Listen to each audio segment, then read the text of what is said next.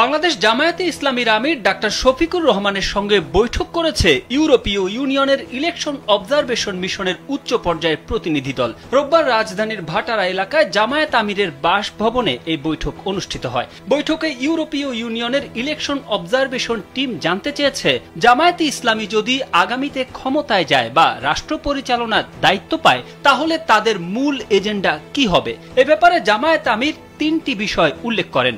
এক, এদেশের শিক্ষা ব্যবস্থাকে নৈতিকতা, উৎপাদনমুখী, টেকনিক্যাল দক্ষতা, বৈষয়িক, মানবিক সব দিক থেকে নাগরিকরা যোগ্য হতে পারে সে ধরনের শিক্ষা ব্যবস্থা গ্রহণ করা হবে। দুই, করাপশন ফ্রি সোসাইটি গড়ে তোলা হবে। সমাজের সর্বস্তরে দুর্নীতি চেপে বসেছে, জামায়াতে ইসলামী দায়িত্ব পেলে দুর্নীতিমুক্ত সমাজ গড়ে তোলা হবে।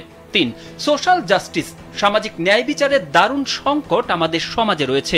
এ প্রসঙ্গে জামায়াত আমির জানান, বিগত 15 বছর ফ্যাসিস্ট সরকারের কারণে কিভাবে মানুষ বঞ্চিত হয়েছে, নির্যাতন করা হয়েছে, জামায়াতের রাজনৈতিক কার্যালয় বন্ধ করা হয়েছে, ভিন্ন মতের উপর জুলুম করা হয়েছে এবং তাকে সহ নেতাকর্মীদের গ্রেপ্তার করা হয়েছিল।